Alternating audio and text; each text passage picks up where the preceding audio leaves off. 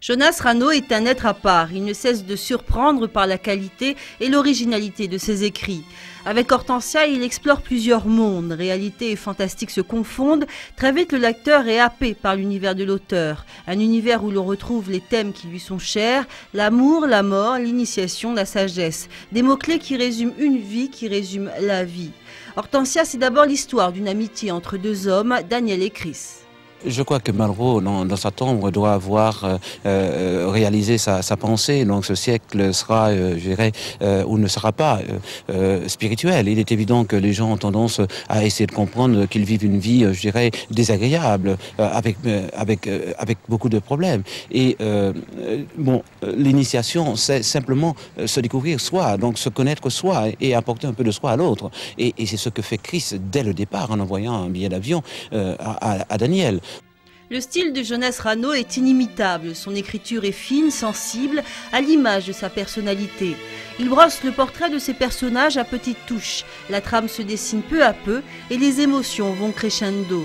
L'inspiration, il la trouve dans le quotidien. J'écris un livre, il faut absolument que je sois inspiré par quelque chose. Soit que je sois amoureux, soit qu'il se passe quelque chose dans ma vie, soit que, bon, je dirais, autour de moi, il y a une forme de misère qui ne trouve pas de solution. Un cri à pousser en faveur d'une communauté, la mienne particulièrement, la communauté afro-antillaise.